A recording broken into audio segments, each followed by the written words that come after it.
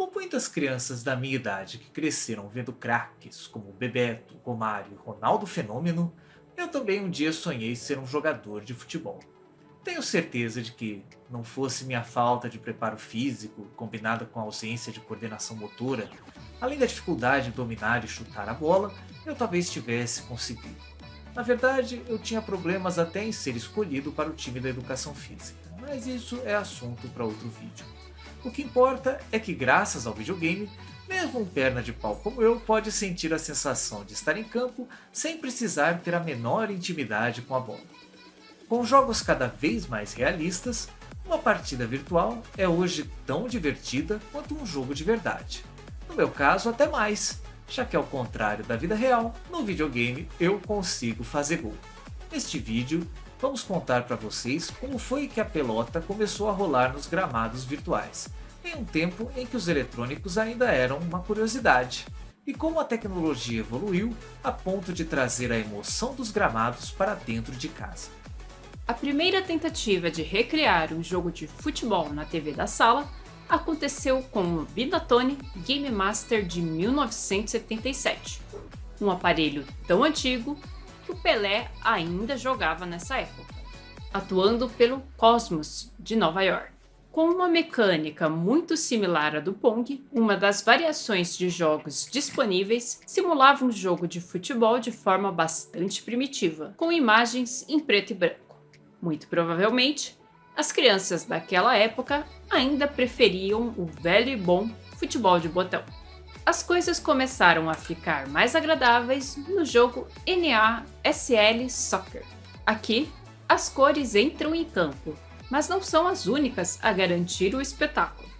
O jogo merece crédito por conseguir trazer uma experiência convincente e muito divertida no longínquo ano de 1979. É um salto impressionante em relação ao Binatone. Repare que há uma linha no gramado antes da grande área. É que o título do Intellivision foi inspirado na Liga dos Estados Unidos, onde os jogos eram disputados em estádios adaptados do futebol americano. O ano de 1980 marca o início de uma era em que grandes estrelas passariam a emprestar seus nomes a jogos de videogame. Pelé Soccer do Atari foi o primeiro lançamento a ser endossado por uma lenda viva do esporte, muito embora o craque só aparecesse na capa do cartucho. A bênção do rei do futebol, no entanto, não garantiu um show de bola. O jogo era tão fraquinho que deveria ter como garoto propaganda Mauro Shampoo, jogador do Ibis Futebol Clube que em 20 anos de carreira fez apenas um gol. O Atari fez mais bonito com o despretensioso Real Sport Soccer de 1983. Sem celebridades, o futebol feijão com arroz provou ser mais eficaz e gostoso de jogar, com uma inovação para o esporte. O jogo não tinha goleiro. Fica a dica para a CBF aumentar a média de gols do Brasileirão sem que os times precisem contratar grandes craques. Estreando nos arcades em 1985, Tekken World Cup é considerado por muitos como a primeira vez em que um jogo entregou uma experiência digna de uma partida de futebol. Sua jogabilidade vertical foi copiada por vários outros jogos que vieram depois, às vezes descaradamente, como o World Cup Italia 90 no Mega Drive. O game colocava dois jogadores frente a frente em um gabinete com tela horizontal. A visão de jogo era superior e o controle se dava por meio de uma trackball, feita de um material tão frágil que vivia quebrado nos fliperamas. Por causa disso, ninguém sabia ao certo como comandar os bonequinhos, e mesmo assim, todo mundo se divertia. Sinal de que o jogo deveria ser muito bom mesmo. E a evolução não vinha apenas dos arcades. Nos computadores, um jogo chegou para mudar tudo o que se conhecia até então. Kickoff, do Amiga, ousou desgrudar a bola do pé do jogador.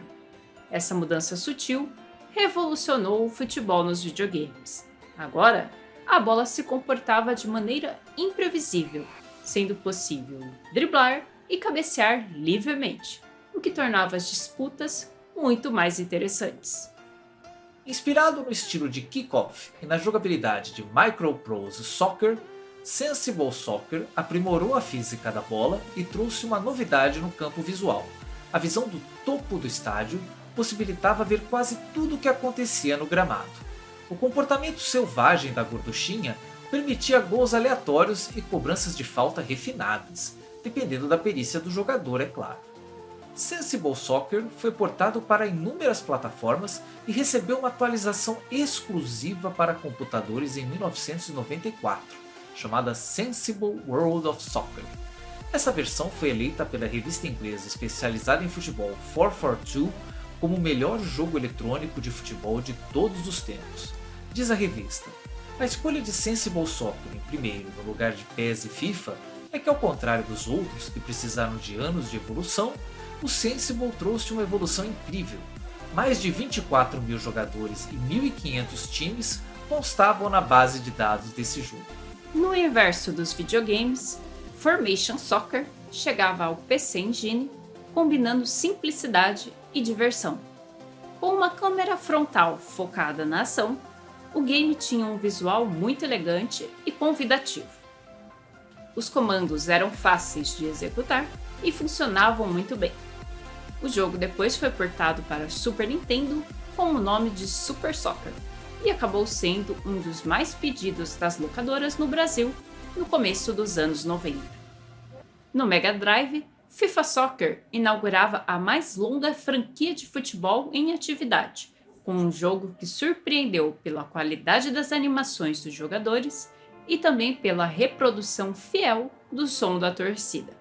A perspectiva isométrica dava uma impressão tridimensional a um título ainda limitado pelo 2D. As diversas opções de customização também merecem destaque. Dava para escolher entre grama natural ou sintética, mudar as condições climáticas e até desligar a regra do impedimento. Mas, para azar dos produtores, o jogo é mais lembrado por duas das falhas mais divertidas de todos os tempos. A primeira consistia em marcar gols apenas ficando na frente do goleiro toda vez que ele fosse repor a bola em campo. Até hoje me pergunto se o Benzema jogava FIFA.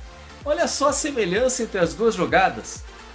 A outra situação de humor involuntário era fugir do juiz. O pobre coitado só podia puxar o cartão se chegasse perto do jogador. Se você ficasse correndo, ele iria te perseguir indefinidamente por todo o estádio. Dava para ficar horas fazendo isso. Eu ficava rindo e imaginando como seria engraçada a cena de um árbitro correndo atrás de um jogador pelo campo sem parar.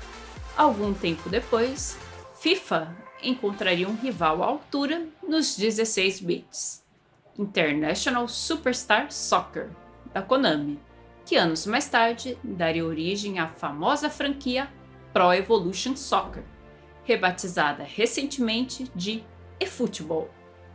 Embora considerado tecnicamente inferior à FIFA, o jogo chamava a atenção por seus gráficos caprichados e variedade de opções de jogo. Só que no Brasil, a versão mais famosa desse jogo foi a Futebol Brasileiro, um hack do jogo original que acrescentou clubes 100% nacionais pra lá de criativa.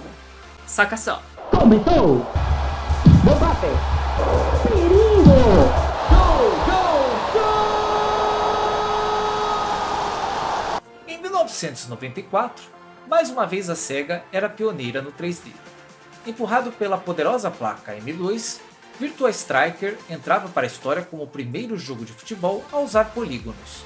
Como muitos jogos da placa M2, são apenas 3 botões que comandam a ação, mas ainda assim, a variedade de jogadas impressiona.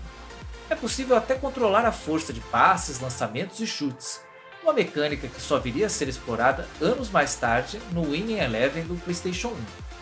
As animações são muito bem feitas, até a física da rede do gol é competente.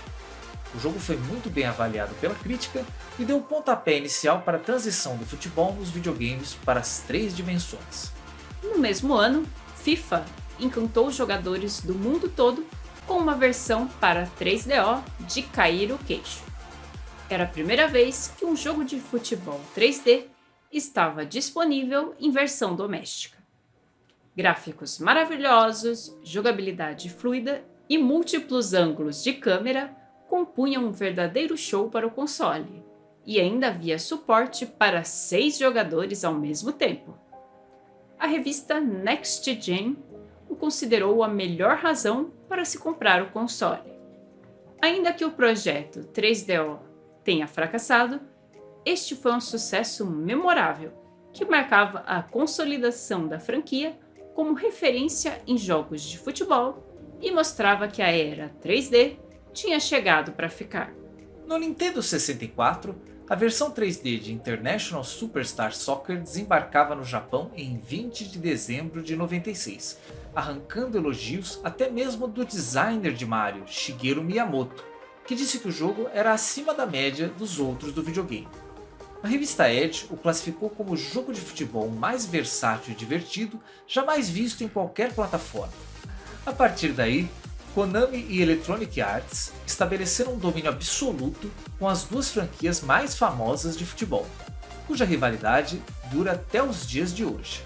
É difícil imaginar o que o futuro reserva para os jogos de futebol. A mesma tecnologia que possibilitou tantos recursos acabou tornando os custos de produção proibitivos. Isso limitou a quantidade de empresas dispostas a produzirem simuladores de futebol realistas. Hoje, o mercado é dividido por duas empresas, que cada vez mais promovem mudanças conservadoras e pontuais, o que tem provocado reclamações dos jogadores. Não é assim tão divertido comprar o mesmo jogo todo ano. A esperança de novidades vem de produtoras independentes. Com orçamentos limitados, a solução para esses pequenos estúdios é experimentar novas fórmulas, como no caso do divertidíssimo Rocket League, em que o futebol não é protagonizado por humanos, mas por carros. Há 45 anos, quando o Binatoni fez a primeira tentativa de se trazer o esporte para os pixels, quem é que poderia imaginar uma cena dessas? O fato é que, em menos de meio século, os videogames transformaram o futebol em um esporte ao alcance de todos. Não importa onde você esteja ou a habilidade que você tenha, ou não tenha, como no nosso caso. Os estádios virtuais estão abertos para transformar o sonho em realidade. Afinal, quem é que não sonhou em ser um jogador de futebol? Se você gostou do vídeo, não esqueça de deixar o seu joinha, compartilhe nas suas redes sociais e ajude o nosso canal a crescer no YouTube. A gente vai ficando por aqui deixando um abração e nos vemos no próximo vídeo com um pouco mais da história do videogame para vocês. É isso aí, pessoal. Até lá!